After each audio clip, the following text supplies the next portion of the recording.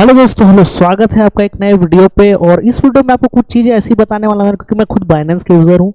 यहाँ पे आप देख सकते हो अभी मेरा बाइनेंस का अकाउंट लॉगिन है और मैं आपको ये बताने वाला हूँ कि बाइनेंस की हिडन चार्जेस क्या होते हैं। बहुत लोग इसको डिटेल में जानते नहीं, समझते नहीं, तो वो विचलित होता है उनका मन, पैसे कहाँ कट रहे हैं, मैं ट्रेड तो कर रहा हूँ लेकिन प्रॉफिट नहीं हो रहा है।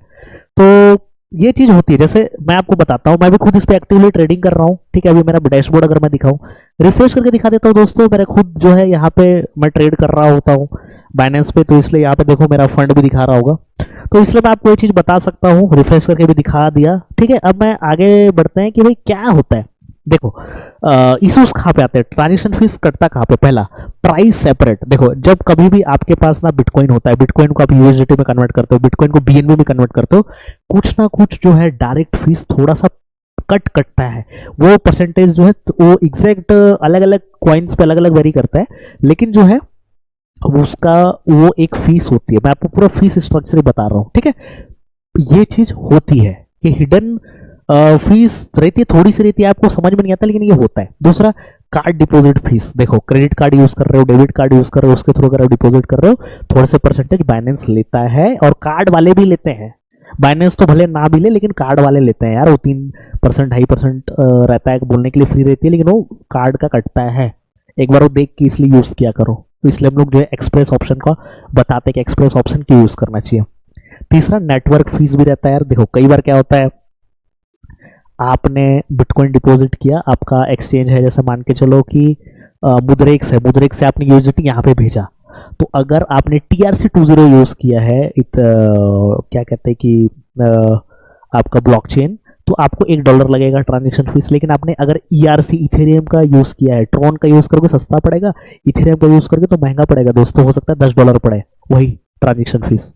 ठीक है, तो गैस फीस पे भी डिपेंड करता है, उस पर भी हिडन चार्जेस होते हैं। ओके, चौथा, फंडिंग फीस। फ्यूचर्स में देखो, बहुत लोगों को फंडिंग का गेम ही नहीं पता, खाली लॉन्ग शॉट करते जाते हैं और उनको पता ही नहीं कि भाई फंडिंग फीस भी एक चीज होती है। जितना टाइम आप ट्रेड ओपन करके रखते हो उसका एक फीस कटता है। लोगों को कैलकुलेशन ही नहीं पता, इसलिए वो लोग फिर भी वो जो है घुस जाते हैं ट्रेडिंग में।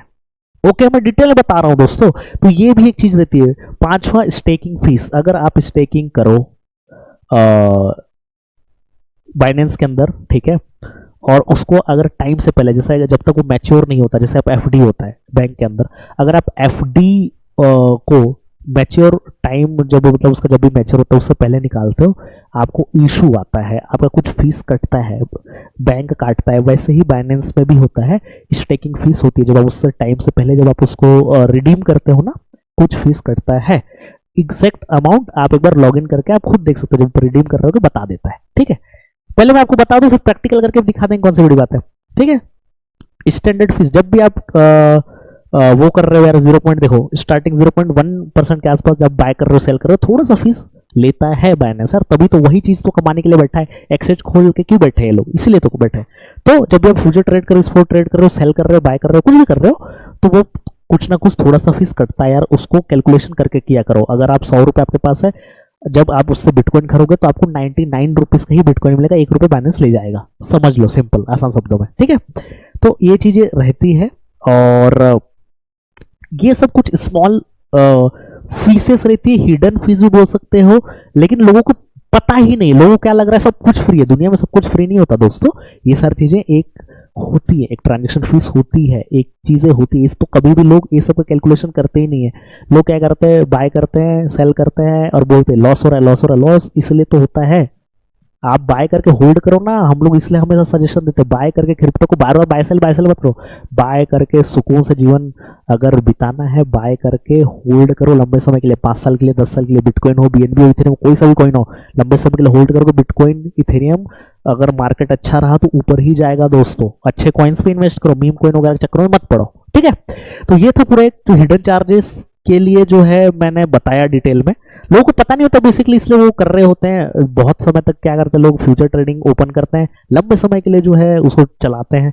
जब वो चलता है तो फंडिंग फीस भी कटते रहते हैं। बिटकॉइन का अलग रहता है, इथेरियम का अलग रहता है, सब कॉइन्स के अलग अलग होते हैं फंडिंग फीस, तो उससे भी कटता है। ये भी चीज होती है दोस्तों। तो ये था पूरा कंप्लीटली इसका हिडन चार्जेस का वीडियो। उम्मीद करता हूँ वीडियो पसंद आया होगा। मैंने डिटेल में जो है बाइनेंस के ऊपर पूरे वीडियोस बना रखे हैं, एक बार जाके आप लोग देखिए उन वीडियोस को, आपको अच्छा लगेगा। और आपको हेल्प होगी। ठीक है, मिलते हैं नेक्स्ट वीडियो में। वीडियो को लाइक कीजिए, चैनल को सब्सक्राइब कीजिए। Thank you so much.